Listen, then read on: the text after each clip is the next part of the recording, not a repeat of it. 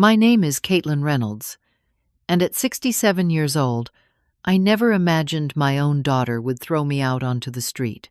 When my husband, Howard, died, our daughter Jessica inherited our family home and $33 million. 3 days after the funeral, she changed the locks and told me, "Find somewhere else to die. You're useless now." But what Jessica never bothered to learn was what the will actually said. Before I share what happened next, tell me where you're watching from today, and hit subscribe to join me for more stories of family betrayal and redemption.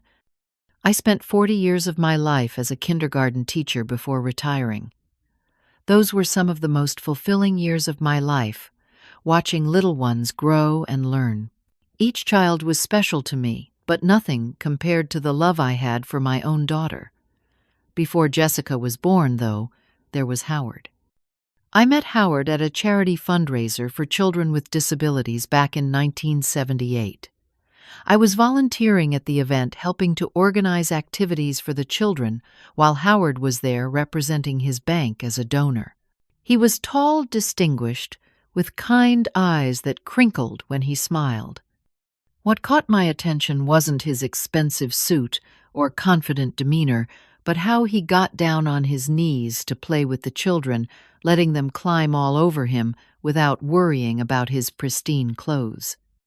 "You're good with them," I said, offering him a glass of lemonade after he'd spent an hour helping a boy with cerebral palsy build a tower of blocks. "They're easy to be good with," he replied, his smile genuine. "They haven't learned to be complicated yet." That was the beginning of our whirlwind romance. Howard pursued me with a determination that both flattered and overwhelmed me. He sent flowers to my classroom, left notes on my car, and showed up at my apartment with takeout when he knew I'd be too tired to cook after parent-teacher conferences. Within 6 months, he proposed on a simple picnic at the local park.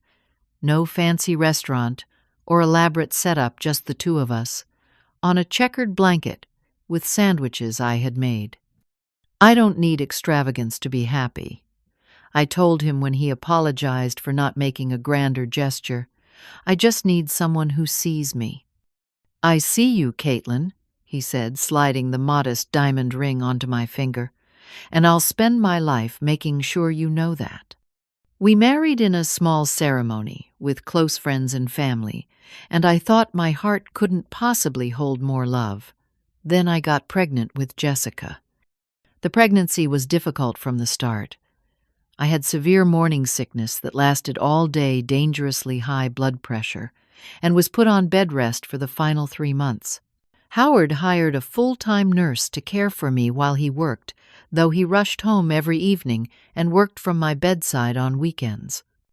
"This baby is determined to make a dramatic entrance," Howard joked, though I could see the worry in his eyes each time I was hospitalized for complications. When Jessica finally arrived in 1980, after 36 hours of labor, the moment they placed her in my arms made every second of suffering worthwhile. She had Howard's dark hair, and my green eyes, 10 perfect fingers and 10 perfect toes. Howard cried when he held her, this powerful banker reduced to tears by 7 pounds of newborn miracle. "She's going to change our world," he whispered. He had no idea how right he was. The early years with Jessica were everything I had dreamed motherhood would be. She was a sweet child, curious and affectionate. She would toddle after me around the house, helping fold laundry by unfolding everything I had just done. She adored Howard, waiting by the window for his car each evening, squealing with delight when he appeared. As Howard's career flourished, our lifestyle began to change. He started his own investment firm when Jessica was 4, and within 3 years we moved from our modest starter home to a sprawling 5-bedroom house in an exclusive neighborhood. Jessica started at a private school with children from wealthy families, and I noticed subtle changes in her. She began comparing our possessions to her friends asking why we didn't have a pool like the Andersons or a vacation home like the Millers. At 8 years old, she returned from a play date and announced that her friend's mother didn't have to work because her daddy made enough money. "Do you think Daddy could make enough money so you don't have to work either?" she asked innocently. Though I loved teaching, Howard encouraged me to consider staying home to focus on raising Jessica. "You don't have to work if you don't want to," he said. "We're more than comfortable now." I resisted at first, proud of my career and the difference I made in children's lives. But as Howard's business demanded more travel and longer hours, I worried about Jessica being raised by nannies and after-school programs. "I can always go back to teaching later," I told myself, as I submitted my resignation letter, ignoring the pang of loss I felt. With me at home, Jessica had my full attention, but instead of bringing us closer, I watched her gravitate more toward what Howard represented: success, status, wealth. By 12, she was obsessed with brand names and what her friends thought. The sweet little girl who once made handmade birthday cards was now demanding designer clothes and expensive electronics. Howard didn't help matters. He indulged her every whim, showing love through lavish gifts rather than time or boundaries. When I expressed concern about Jessica's growing sense of entitlement, Howard brushed it off. "Let her enjoy being a kid," he said. "I grew up with nothing. I want her to have everything." "But she needs to learn the value of things," I argued. "She needs to understand that money isn't everything." It's not everything, Howard agreed, but it makes life a whole lot easier. I want that ease for her. How could I argue with his desire to give our daughter a better life than he had? Still, I tried to instill values of compassion and gratitude. I brought Jessica to volunteer at the same charity where Howard and I met. I encouraged her to save her allowance for things she wanted, rather than running to her father. But my lessons were consistently undermined by Howard's generosity. By her teenage years, Jessica had transformed from the loving child who once covered our refrigerator with crayon drawings into someone I barely recognized. She was academically brilliant, always at the top of her class, but socially calculating. She cultivated friendships with the children of the wealthiest and most connected families, dismissing former friends who couldn't keep up with her lifestyle. "They're just jealous of what we have," she said coldly when I questioned why she no longer invited her childhood best friend over. "Or maybe they see that you've changed," I suggested. Jessica rolled her eyes. "I've grown up, Mom. Maybe you should too." When Jessica left for an Ivy League college, I hoped distance and independence might give her perspective. Instead, she met Derek during her sophomore year, a business major from a family with old money and older prejudices. From the moment I met him, something about Derek set off warning bells. It wasn't just his perfectly practiced smile or the way he evaluated everything in terms of its cost. It was how Jessica changed around him, becoming even more focused on appearances and status. "He's ambitious," Howard said approvingly when I voiced my concerns. "He'll go far in life." "But will he make her happy?" I asked. Howard squeezed my hand. "Security makes people happy, Caitlin. You and I come from different worlds that way." When Jessica and Derek announced their engagement after graduation, Howard immediately offered to pay for the wedding of their dreams. I watched in growing alarm as the budget ballooned to $250,000 for a single day's celebration. "It's excessive," I told Howard privately. "What happened to teaching her responsibility?" "It's just one day," he said, "and it makes her happy." But did it? The Jessica who walked down the aisle in a $30,000 designer gown didn't look happy to me. She looked satisfied, like someone checking off an achievement on a list. The joyful spark I remembered from her childhood was missing from her eyes replaced by a calculating gleam as she surveyed the high-profile guests and elaborate decorations. After the wedding, Jessica and Derek settled into a lifestyle that bewildered me. They traveled constantly, posting photos from exotic locations, buying expensive homes they barely lived in. Neither seemed to work regular hours, though Derek claimed to be building connections for future business ventures. Their visits home grew increasingly rare.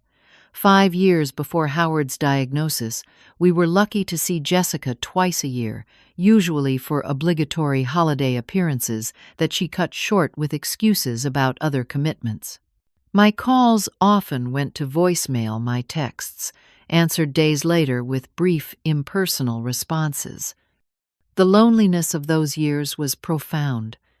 Howard buried himself in work, while I rattled around our too-large house, missing my teaching career and the daughter who no longer seemed to need me. I tried book clubs, volunteer work, even took classes at the local community college, but nothing filled the Jessica-shaped hole in my heart. Our last family Christmas before Howard's diagnosis highlighted how far we had drifted apart. Jessica and Derek arrived 3 days late, stayed at a hotel instead of our home, claiming allergies to the old house, and spent most of their 4-day visit on their phones or criticizing our holiday traditions. Turkey is so basic. Jessica sighed as I prepared our traditional Christmas dinner. Everyone in our circle is doing themed cuisine now. The Montgomerys had a 12-course Japanese fusion menu catered last year. I bit my tongue, remembering how she once loved helping me make the stuffing, her small hands tearing bread into pieces, her face serious with concentration. Where had that little girl gone? And why hadn't I fought harder to protect her from becoming this stranger who measured life's value in luxury brands and social connections? January 17th, 2023. The date is seared into my memory.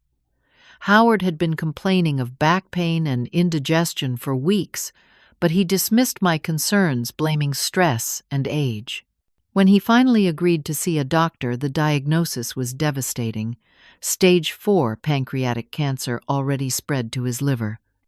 6 to 8 months if we're aggressive with treatment, the oncologist said, his voice gentle but frank. I'm sorry I don't have better news. Howard took the news with the same stoic practicality he approached everything in life.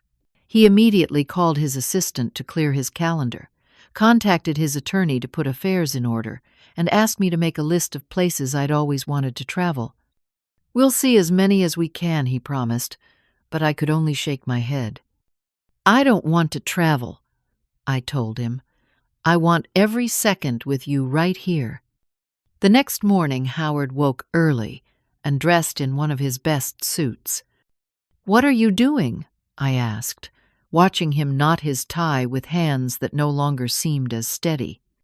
I'm still living until I'm not, he replied simply. I won't give in to this any sooner than I have to. That became our unspoken agreement. Howard continued working reduced hours while starting aggressive chemotherapy. I became his researcher, advocate, and nurse, learning to manage medications, prepare appropriate meals for his diminishing appetite, and recognize when his stubborn insistence on normalcy was pushing him too far. Jessica's response to her father's illness was less than I had hoped for. She called more frequently, but her visits were sporadic and brief. In the 6 months following Howard's diagnosis, she visited just 5 times, each visit shorter than the last. The hospital smell makes me nauseous, she complained. During one visit, when Howard was hospitalized for complications, she stayed less than 30 minutes, standing near the doorway instead of approaching his bed. He's still your father, I said, trying to keep the hurt from my voice. He needs you now. And I'm here, aren't I? She snapped. But Derek has allergies to these environments, and I can't risk bringing something back to him. Derek, as it turned out, never made it to the hospital at all. He was always tied up with urgent business matters that prevented him from supporting his wife or father-in-law during this crisis. As Howard's condition deteriorated, I noticed him having private meetings with Richard, his attorney and longtime friend. They would closet themselves in Howard's study for hours, voices, low papers shuffled. When I brought in coffee or tea, they would stop talking until I left. Just boring legal matters, Howard assured me when I asked what they discussed for so long. Nothing for you to worry about. But one afternoon, passing by the study door, left slightly ajar, I overheard fragments that made me pause. Contingencies in place. If she doesn't follow through, Richard was saying. She'll fight it, Howard replied, his voice weaker than even a week before. She's always been strong-willed. That's why these protections are essential, Richard insisted. You have to consider all possibilities. When I entered with Howard's medication, they immediately changed the subject. Later, when I asked Howard about it, he patted my hand reassuringly. Everything will be taken care of, he promised. I'm making sure of it. There were other secretive activities, too. On his better days, when the chemo wasn't leaving him completely drained, Howard would lock himself in his study with recording equipment. I could hear his voice through the door sometimes, speaking as if to an audience, but he would never tell me what he was recording. Just some memories and advice, he said vaguely, in case I'm not around to give it in person. The toll of caregiving was immense. I lost 20 pounds in 3 months, my clothes hanging loosely on my frame. Sleep became a luxury, snatched in 30-minute increments between medication schedules and Howard's increasing pain episodes. But I never complained. Every moment caring for him felt precious, knowing our time was limited. Our neighbors and friends formed an incredible support network. They organized a meal delivery schedule so I wouldn't have to cook. They offered to sit with Howard so I could nap or shower. Some even took care of yard work and house maintenance without being asked.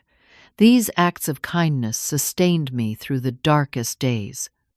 My best friend Martha was my greatest support.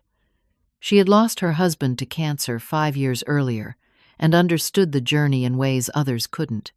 She came every Wednesday afternoon to sit with Howard, shooing me out of the house for a few hours of respite. You can't pour from an empty cup, she would insist. Howard needs you strong.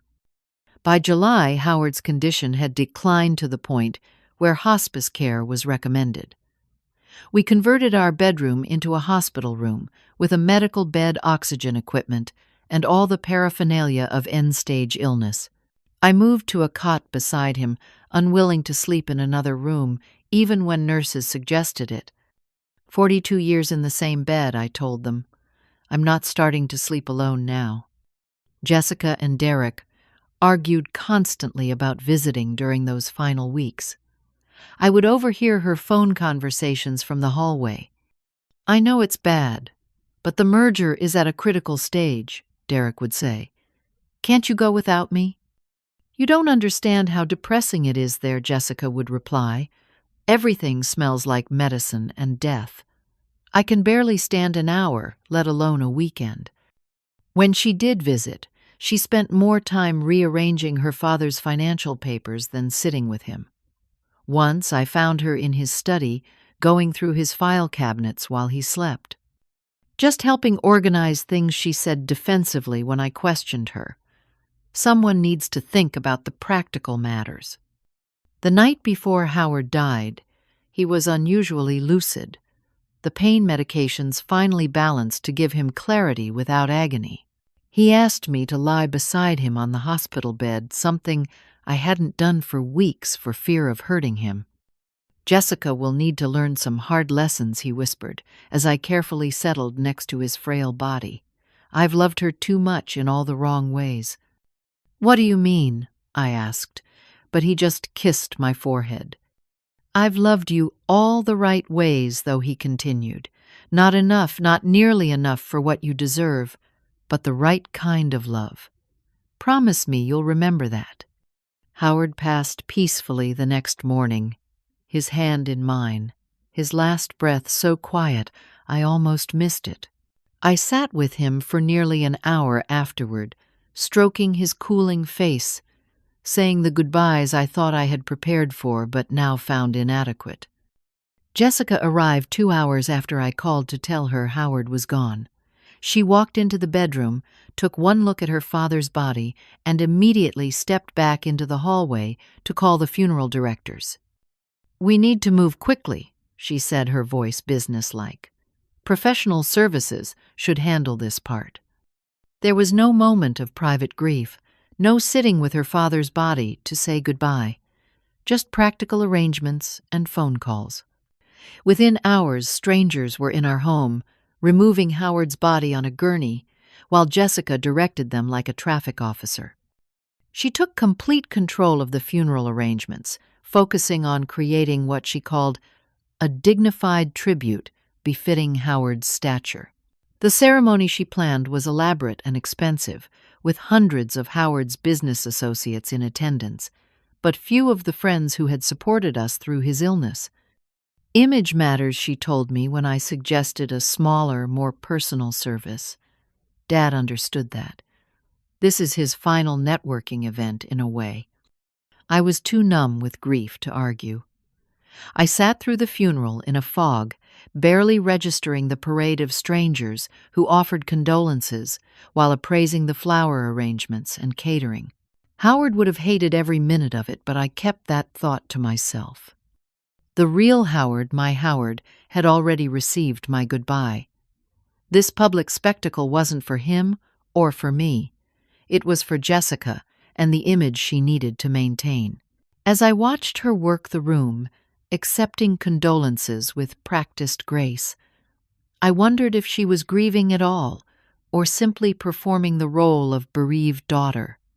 Little did I know that the performance was about to change dramatically. 1 week after the funeral, Richard scheduled the official reading of Howard's will at his downtown office. Jessica insisted on driving us there together, something that surprised me given her recent coldness. "We should present a united front," she explained, checking her appearance in the rearview mirror more than the road. Jessica and Derek arrived, dressed as if for a business meeting. She, in a new designer suit I'd never seen before. He, in what looked like bespoke tailoring. I wore the same simple black dress I'd worn to the funeral, still feeling no desire for shopping or appearances. Richard greeted us in the lobby of his law firm, his expression professional, but with an odd softness when he looked at me. He had been Howard's friend for 30 years, their relationship extending far beyond attorney and client. He had been at our home for countless dinners and holidays, had watched Jessica grow up. Now he ushered us into a conference room with the somber efficiency of someone about to perform an unpleasant duty. "Before we begin," Richard said, "once we were seated, I want to express my personal condolences, Caitlin. Howard was more than a client to me." "Thank you, Richard," I said, grateful for the genuine emotion in his voice after a week of performative sympathy from strangers. "Can we proceed?" Derek asked, checking his watch. "We have appointments later this afternoon." Richard's expression tightened slightly before he nodded and opened a thick folder of documents. He began with standard legal preamble, Howard's full name, and declaration of sound mind, revocation of previous wills. Jessica fidgeted beside me, her foot tapping impatiently under the table. Then came the announcement that silenced the room. "To my daughter Jessica Reynolds Miller, I leave my primary residence at 1420 Lakeview Drive and the sum of $33 million from my estate, with specific conditions, as outlined in Section 12 of this document."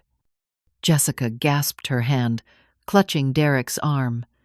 Derek's eyes widened his practiced composure, slipping to reveal naked greed. They turned to each other, Jessica's face flushed with excitement.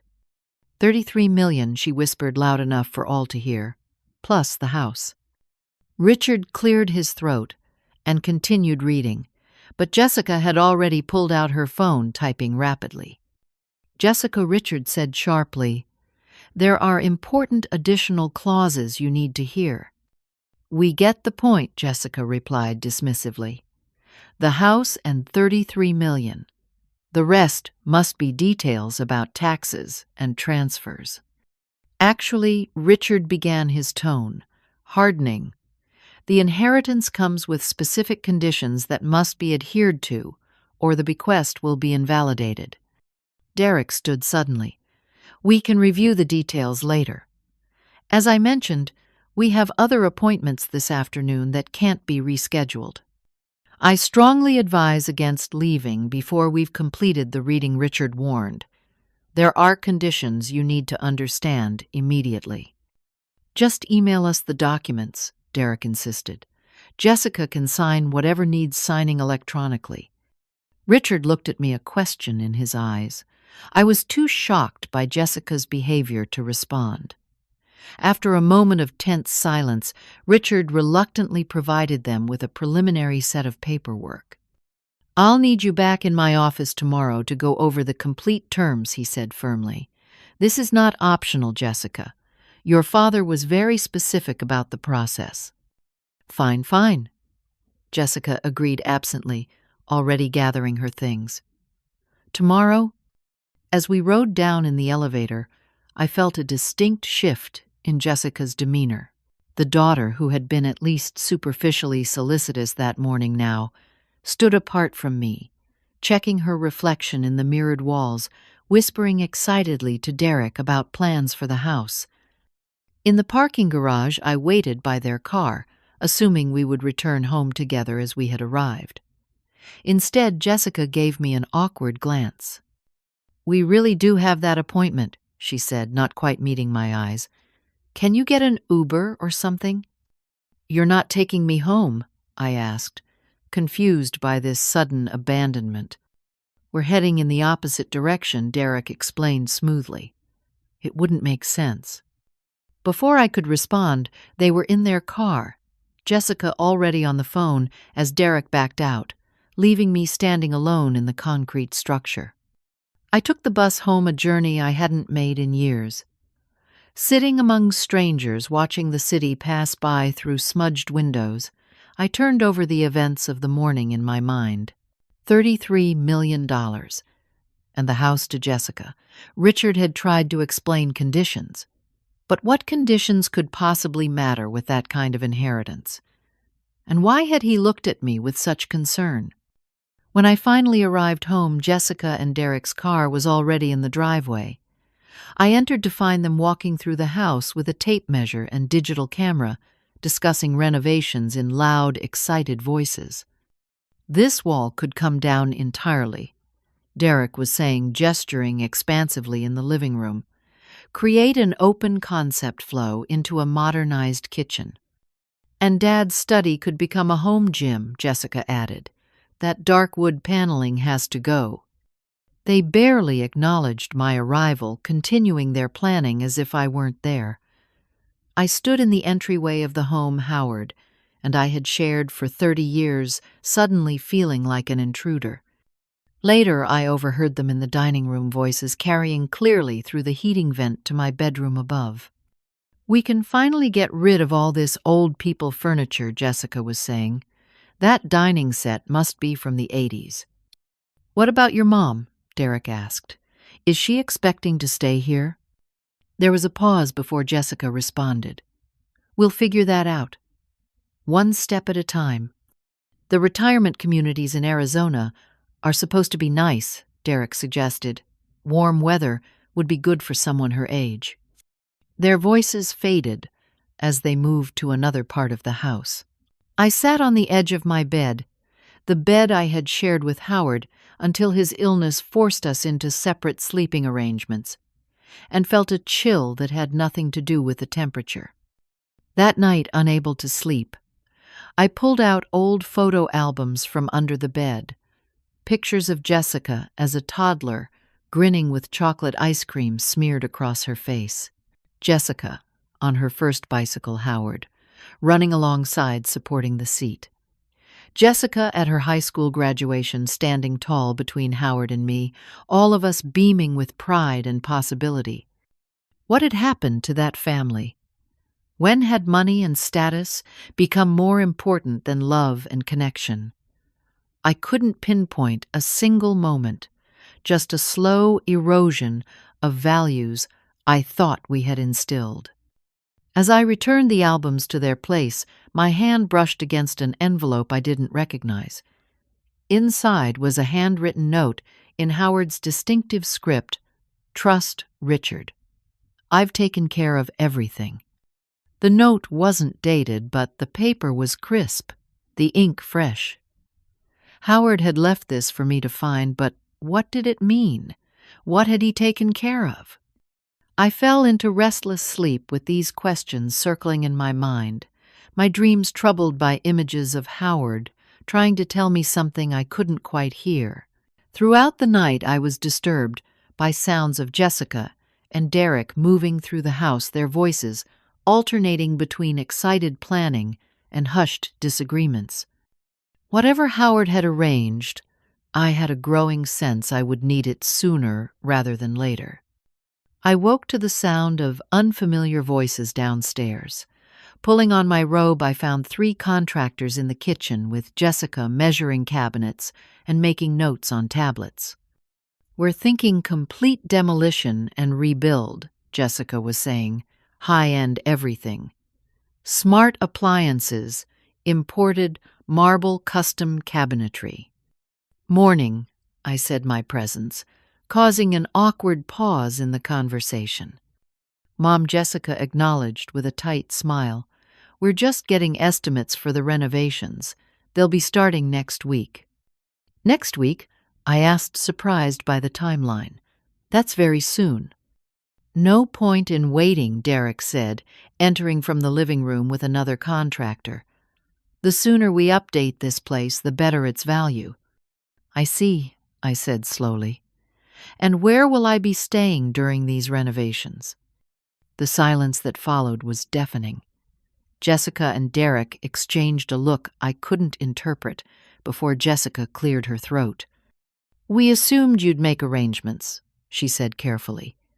"Perhaps with Martha or another friend."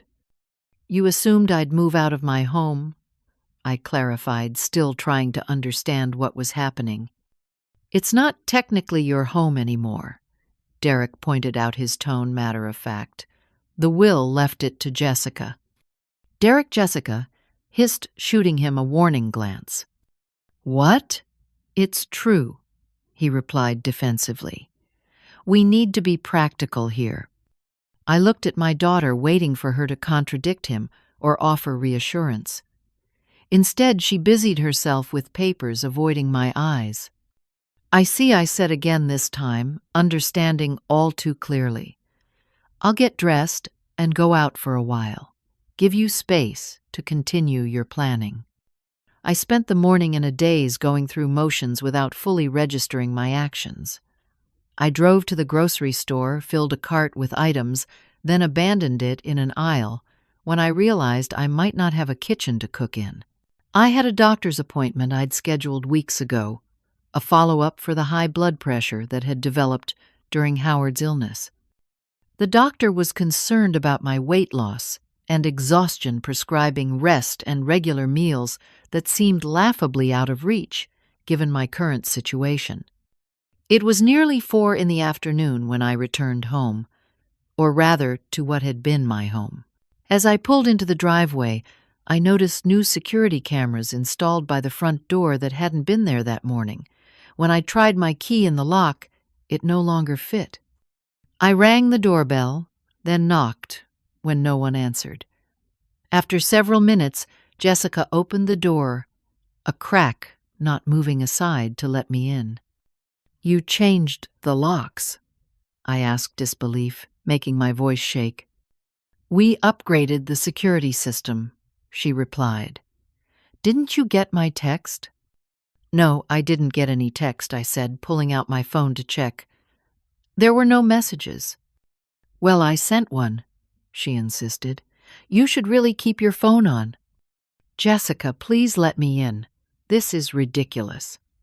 Instead of opening the door wider, Jessica stepped onto the porch, pulling the door mostly closed behind her. I noticed a man in a security uniform standing in the foyer behind her. "Mom, we need to talk," she said, her voice artificially gentle, as if speaking to a confused elderly person. "Derek and I have been discussing the situation, and we think it's best if you find your own place to live." "My own place," I repeated, the words not making sense despite their clarity. "This is my home. Your father and I built this life together." "And now he's gone," Jessica said, her tone hardening. "The house is legally mine, and Derek and I want to make it our own." "Where am I supposed to go?" I asked, feeling the ground shifting beneath me. "That's not my problem anymore," Jessica replied, and the coldness in her eyes made my blood run cold. "You're 67, not 90. You're perfectly capable of taking care of yourself." "Jessica, please," I began, but she cut me off. "I've had the security team pack your essential belongings," she continued as if I hadn't spoken. "They're in bags by the garage." On cue, the security guard appeared with Derek, who was carrying several black garbage bags. They stepped around Jessica and unceremoniously dropped the bags on the front lawn. "You can't be serious," I gasped. "Jessica, this is cruel beyond words." "Cruel is watching Dad suffer while you did nothing." Jessica snapped, her carefully constructed facade cracking. "Cruel is wasting 40 years being nothing but a housewife when you could have built something valuable. Cruel is expecting me to take care of you now because you never bothered to take care of yourself." Her words struck like physical blows. Had she really been harboring such resentment? Had she truly seen my caregiving as doing nothing? "Find somewhere else to die," she continued, her voice cold and final. "You're useless now." I stood frozen, unable to form words through the shock. This couldn't be happening. Not from my own daughter. Not from the child I had carried, birthed, raised, loved beyond measure despite her flaws. From the neighboring property, Eleanor Johnson emerged from her garden, where she had clearly overheard everything. In her 70s herself, Eleanor had been our neighbor for 20 years, though Jessica had always dismissed her as nosy and common. Caitlin Eleanor called, hurrying over. "Is everything all right?" "Everything's fine, Mrs. Johnson," Jessica said smoothly. "Family business?" "Doesn't look fine to me," Eleanor replied sharply, taking in the garbage bags on the lawn, and my shell-shocked expression. "Caitlin, honey, what's happening?" "She's trespassing is what's happening," Derek interjected. "This property belongs to Jessica now, and she has the right to determine who lives here." "She's your mother," Eleanor said to Jessica, disbelief evident in her voice. "And I'm sure she can find a nice retirement community within her budget," Jessica replied dismissively. "Mom, if you don't leave willingly, we'll have to call the police. You don't want that embarrassment, do you?" Eleanor placed a protective arm around my shoulders. "Come with me, Caitlin.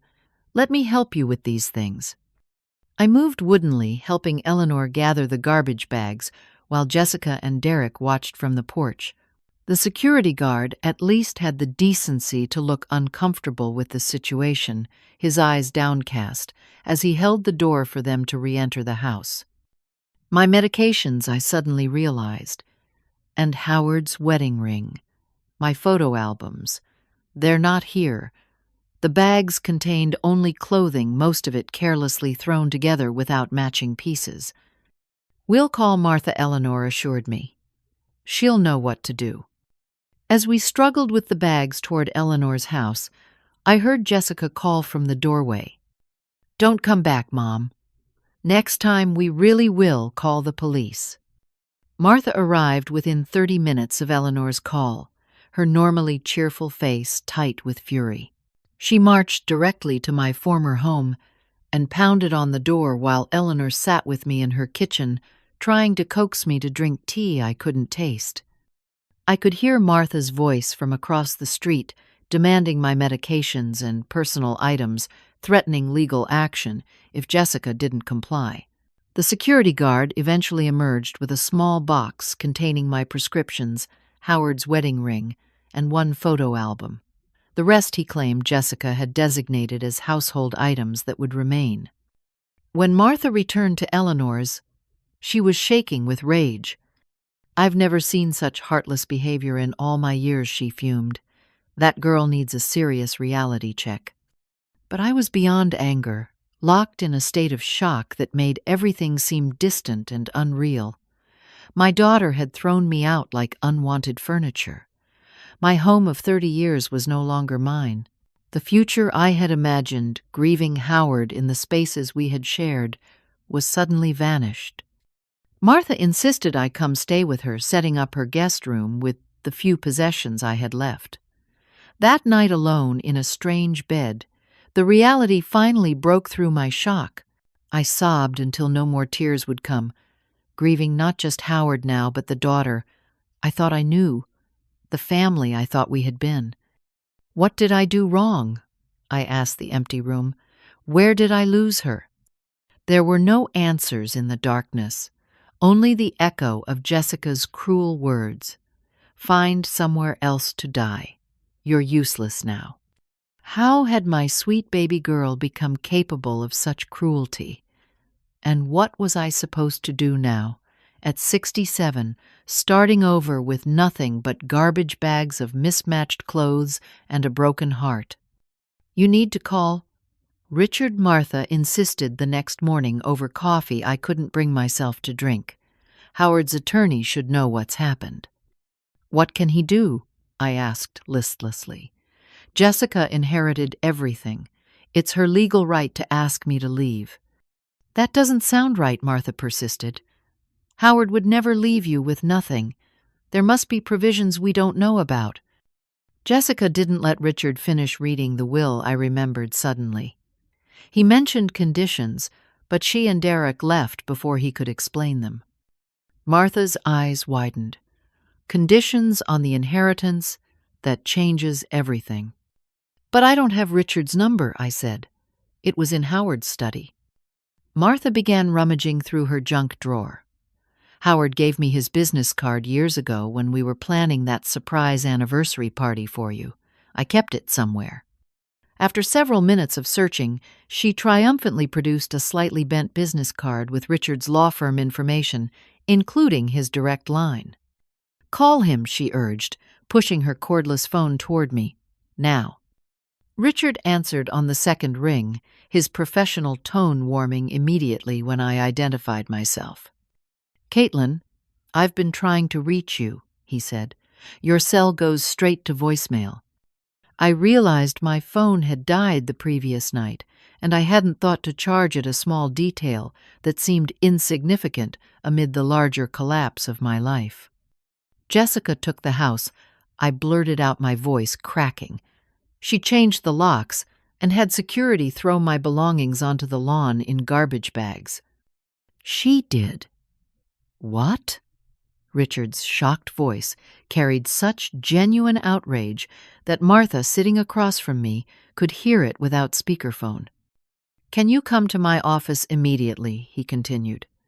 "This changes everything." Martha drove me downtown, parking in the visitors section of Richard's law firm.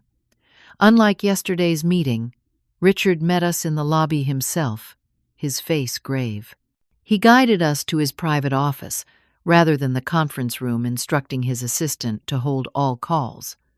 "Jessica has made a catastrophic mistake," he said, once we were seated pulling out Howard's will and several additional documents. Howard anticipated something like this might happen, though even he didn't expect such immediate cruelty. "What do you mean?" I asked, clinging to hope that somehow Howard had protected me from this nightmare. "The $33 million and house that Jessica inherited come with very specific conditions, Richard explained, highlighting a section of the will. Primary among them is that she must provide lifetime care for you, Caitlin, in the family home. If these conditions are violated, the entire inheritance transfers to you and a selection of Howard's preferred charities. I stared at him, unable to process what he was saying. The money comes to me. Not just the money, Richard clarified. The house, too. Everything. Howard was explicit that Jessica's inheritance was conditional on your proper care and continued residence in the family home. She kicked me out, I whispered. She told me to find somewhere else to die. Richard's expression darkened further. I have a recording you need to see. He turned his computer monitor toward us and played a video file. Howard appeared on screen, sitting in his study, clearly weakened by illness, but with determined eyes. If you're watching this, Caitlin, then Jessica has failed the test I set for her, Howard began. I've spent our daughter's lifetime giving her everything she wanted, and in doing so, I fear I've damaged her capacity for compassion and gratitude. This final lesson is harsh but necessary.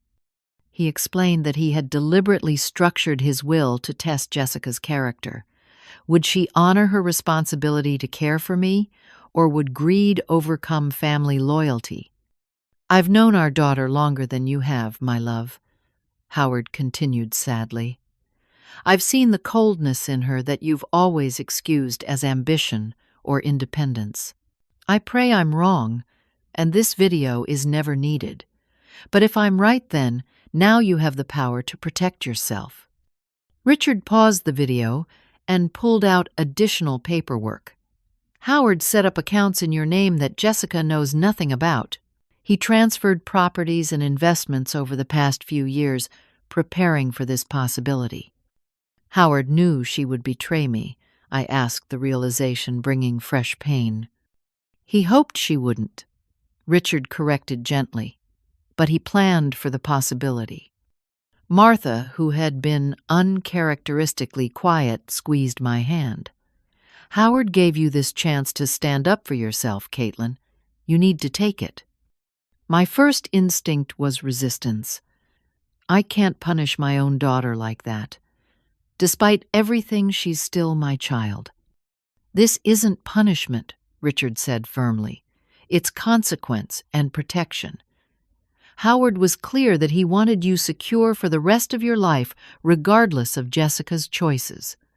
He resumed the video, and Howard's tired but resolute face filled the screen again. If Jessica has failed this test, it confirms what I've feared, that our parenting, particularly mine, created an entitled adult without empathy or true understanding of family obligation. Don't blame yourself, Caitlin. You tried to instill better values, and I undermined you at every turn. This failure is on me, not you. Tears streamed down my face as I watched my husband's final message, recorded without my knowledge during those private sessions in his study. Be strong now, my love, Howard concluded. Jessica needs this lesson more than she needs the money, and you deserve security and dignity.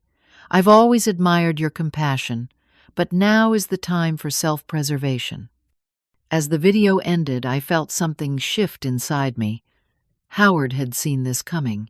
He had known our daughter in ways I had refused to acknowledge, and he had protected me despite my willful blindness to Jessica's true nature. What do I need to do? I asked Richard, straightening my shoulders. I'll contact Jessica immediately, he replied. I'll require her presence here tomorrow morning to discuss the will conditions she violated. You don't need to attend if you don't want to. I'll be here, I said firmly. I need to see this through. That evening, Jessica called my cell phone repeatedly once Richard had contacted her. I watched it ring without answering each call, strengthening my resolve. After the 12th call, she began texting. Mom, this is all a misunderstanding. Please call me back. We need to talk. Derek misunderstood the situation. I never meant for you to leave permanently. Mom, please. This is serious. Call me back. Now.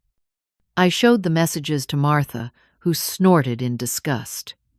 Amazing how quickly she changes her tune when money is on the line, she observed. She's still my daughter, I said quietly. Part of me still loves her despite everything. Of course you do, Martha agreed. But loving her doesn't mean letting her abuse you. That night, I lay awake, thinking about my marriage, my motherhood, the mistakes I'd made. Had I been too permissive? Had I enabled Howard's indulgence of Jessica? Could I have done more to counter the materialism that had consumed our daughter? The answers weren't simple, but one thing became clear. As dawn broke, I had spent my life putting others first. My students, Howard, Jessica. Perhaps it was finally time to prioritize myself, just as Howard had tried to ensure with his final act of protection. The next morning, Richard's conference room felt charged with tension. I arrived early with Martha for moral support, taking seats opposite the door so we could observe Jessica's entrance. Richard arranged documents meticulously, occasionally glancing at me with concern.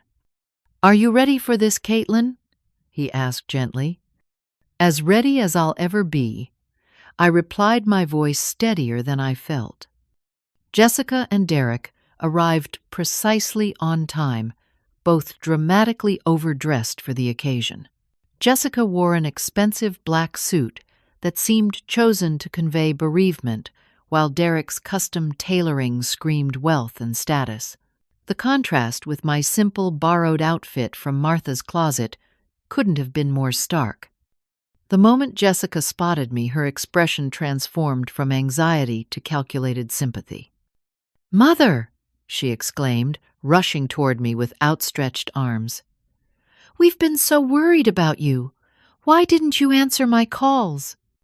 I remained seated, making no move to accept her embrace. After an awkward moment, she dropped her arms and took a seat, shooting Derek a nervous glance. "Thank you all for coming," Richard began formally. "We're here to address serious violations of the conditions attached to Jessica's inheritance under Howard Reynolds' will." "There must be some confusion," Jessica interrupted, her voice honey sweet. "I've only just begun to review Dad's estate. I haven't had time to violate anything." Richard fixed her with a level stare. "Did you even read the will completely, Jessica?" "Of course," she replied, but her darting eyes betrayed her lie. "I understand everything Dad wanted." "Then you understand that your inheritance of $33 million and the family home was contingent upon providing lifetime care for your mother in that home?" Richard asked. Jessica's face drained of color. There were a lot of legal terms. Derek and I were planning to review everything more carefully. "But you didn't wait to review before changing the locks and evicting your mother," Richard noted, his voice hardening, "before having security throw her belongings onto the lawn in garbage bags." Derek turned to Jessica, alarm evident in his expression. "You didn't let him finish reading it. You said you understood everything." "I thought I did," Jessica stammered. "The important parts, anyway." "The inheritance was the important part," Derek hissed. "The conditions were obviously also important." Richard silently opened a folder and pushed documents across the table. "This is the complete will, with the conditions highlighted. Section 12 specifically states that Jessica must provide lifetime care for Caitlin in the family home, with appropriate medical support as needed. Section 13 outlines what happens if these conditions are violated." Jessica skimmed the document, her face growing increasingly pale. "This is a misunderstanding," she insisted. "Mom knows I was only suggesting temporary arrangements during renovations." "That's not what you said." I spoke for the first time, my voice quiet but firm. You told me to find somewhere else to die because I was useless now. I would never say that Jessica protested, though her eyes couldn't meet mine. There were witnesses, Martha interjected. Eleanor Johnson heard everything. So did your security guard, who looked thoroughly ashamed of participating. Richard nodded solemnly. I've already taken statements from both. Their accounts match Caitlin's exactly. Jessica's defense crumbled visibly. It was a temporary emotional reaction she tried. We just lost Dad. I wasn't thinking clearly.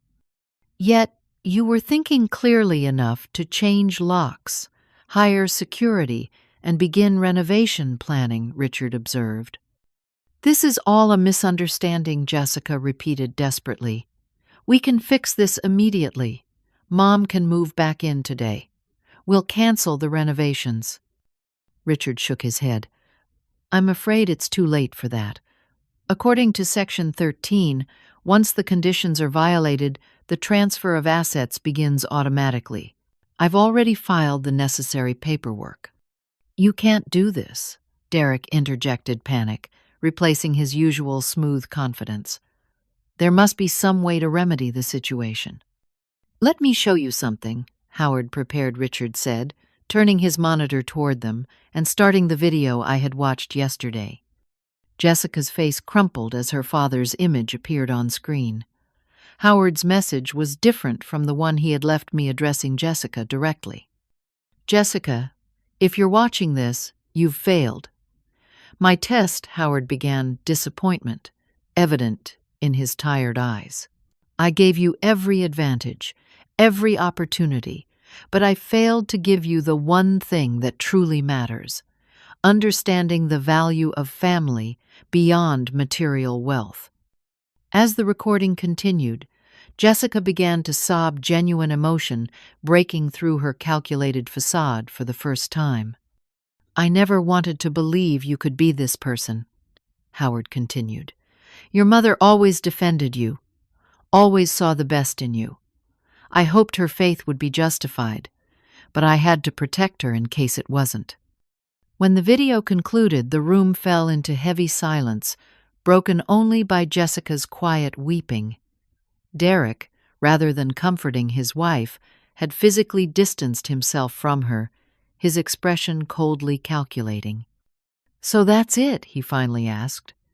Everything goes to Caitlin now. And selected charities, Richard confirmed. As specified in the will. Jessica suddenly turned on Derek, her grief transforming to rage. This is your fault. You pushed me to take control of everything immediately. You're the one who suggested getting rid of Mom. Don't blame me for your poor decisions, Derek snapped back. You're the one who couldn't wait 5 minutes to hear the full will reading. You're the one who threw your mother out onto the street. Their unified front had completely collapsed, revealing the transactional nature of their relationship. I watched with a strange detachment, seeing clearly for the first time how little genuine connection existed between them. Jessica turned back to me, desperation in her eyes. Mom, please. I made a terrible mistake. I'll make it up to you. You can move back immediately. I'll take care of you just like Dad wanted. It's too late, Richard interjected. The legal transfer has begun. There must be something, Jessica pleaded, turning back to me. Mom, I'm your daughter. You can't leave me with nothing. The room fell silent again as all eyes turned to me. Richard cleared his throat gently. Actually, Caitlin Howard did prepare some options. He left the final decision in your hands, should this situation arise. What options? I asked, surprised by this new information. Richard produced another document. Howard created several possible arrangements, ranging from complete disinheritance to a modified distribution that would provide Jessica with a smaller portion under even stricter conditions. Derek immediately leaned forward, new hope in his eyes. A modified distribution sounds reasonable. Jessica looked at me pleadingly, tears streaking her makeup. Please, Mom, I know I don't deserve your forgiveness, but I'm begging you for another chance. I studied my daughter's face, searching for the child I had raised, the baby I had held in my arms with such hope and love. Was there anything of that person left? Or was this performance simply another calculation? My husband knew you better than I did, I said quietly. He saw what I refused to see. Mom, no, Jessica protested. Dad was wrong about me. I can be better. I turned to Richard. Show me the options Howard prepared. As Richard explained the various scenarios Howard had outlined, I felt a strange sense of calm descend. For decades, I had put my family's needs before my own. I had excused Jessica's behavior, rationalized her growing coldness, blamed external influences rather than holding her accountable. Perhaps Howard's final gift to both of us was this moment of clarity and consequence. After careful consideration, I chose a modified version of Howard's backup plan. Jessica would receive a significantly reduced inheritance, approximately 1/10 of the original amount, with quarterly distributions contingent upon demonstrated ethical behavior and community service. The family home would be sold with proceeds divided between myself and the charities Howard had selected. The bulk of the estate would remain with me to ensure my security and independence for the rest of my life. This is still generous, considering your actions, Richard explained to Jessica as he outlined the new arrangement. Your mother could have left you nothing. Jessica nodded numbly, her earlier hysteria replaced by quiet resignation. Derek sat beside her, physically present, but emotionally distant, his body language clearly communicating his disappointment with the reduced financial outcome. What about the house? Jessica asked softly. Can we still live there? No, I said firmly. I won't be returning to that house, and neither will you. Too much has happened there now. Instead, I used part of my inheritance to purchase a small beachfront cottage in a quiet coastal town Howard and I had visited on our 30th anniversary. We had walked along the shore discussing retirement dreams we thought we had decades to realize. We could wake up to the sound of waves every morning, Howard had mused. Nothing but horizon as far as the eye can see. It sounds peaceful, I had agreed, tucking the dream away for some distant future that never came. Now, I would make that dream reality, not with Howard beside me, but carrying him in my heart. Jessica's initial reaction to my decision was predictable rage. She accused me of cruelty, of stealing her birthright, of betraying family loyalty. The irony of these accusations seemed lost on her even as she made them.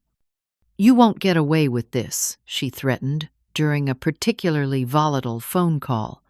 We'll contest the will. On what grounds? I asked calmly. That you violated its explicit conditions? That you evicted your recently widowed mother and told her to find somewhere else to die? Her arguments gradually transformed into negotiations, attempts to increase her portion or accelerate the distribution schedule. Through it all, I maintained the boundaries Howard had helped me establish from beyond the grave. The final blow to Jessica's sense of entitlement came when Derek left her 2 months after the modified inheritance was settled. He didn't even have the decency to end things in person, sending an email explaining that their life goals were no longer aligned and he needed a partner whose resources matched his ambitions. Jessica showed up at Martha's house, where I was still staying until my cottage was ready, sobbing and broken in a way I had never seen before. For the first time, her pain seemed genuine rather than performative. He only wanted me for the money, she cried. 7 years of marriage and he leaves with an email when the money is gone. The money isn't gone, I reminded her gently. It's just not the fortune you expected. It's not enough for Derek, she said bitterly. Nothing is ever enough for him. That moment marked the beginning of Jessica's painful but necessary journey toward self-awareness. With her marriage collapsed and her expected wealth significantly reduced, she faced a reckoning with the values that had shaped her adult life. I established clear boundaries during this period. I would listen and offer perspective, but I wouldn't financially rescue her beyond the structured inheritance Howard had designed. I wouldn't sacrifice my newfound peace to manage her emotions or solve her problems. And most importantly, I wouldn't pretend the hurt she had caused didn't matter. "I want a relationship with you," I told her during one difficult conversation. "But it has to be built on something real, not obligation or financial dependency." Jessica began volunteering at a local literacy program teaching adults to read. It was a small step, but significant for someone who had previously measured value exclusively in dollars. Ironically, it was the same charity organization where Howard and I had met all those years ago. "The people there are so grateful for just an hour of my time," she told me during one of our cautious phone calls. "It's strange to be appreciated for something that isn't about money or connections." "That's how real relationships work," I replied. "Value comes from presence, and care not possessions or status." 6 months after moving into my beach cottage, I invited Jessica to Sunday dinner. She arrived without designer labels or flashy accessories, bringing a homemade dessert rather than an expensive wine. "I want to apologize," she said, after we had eaten her eyes, meeting mine directly for the first time in months. "Not because I want more money, or because I need something from you, but because I was cruel to you when you needed me most, and that was unforgivable." "Not unforgivable," I corrected gently. "Just not instantly forgivable. Real apologies are lived, not just spoken." Our relationship began to rebuild slowly from that point, not as the idealized mother-daughter bond I had once imagined, but as something more honest. Jessica started coming for Sunday dinners regularly. She asked questions about her father that focused on his character rather than his business success. She began to see Howard and me as complete people, not just providers or obstacles. A year after Howard's death, Jessica met Michael through her volunteer work. Unlike Derek's calculated ambition, Michael's warmth and genuine concern for others reminded me of the better parts of Howard. When Jessica introduced him to me, I saw her watching my reaction closely, seeking approval in a way she hadn't since childhood.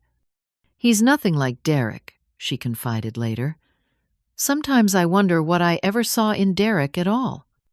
We often choose partners who reflect our values at the time, I told her. The fact that your choices are changing suggests your values are too. My own life blossomed in unexpected ways. The coastal community welcomed me warmly, and I found myself surrounded by new friends who appreciated simple pleasures. I joined a book club, took up watercolor painting, and even began substitute teaching at the local elementary school, returning to the career I had abandoned for family obligations.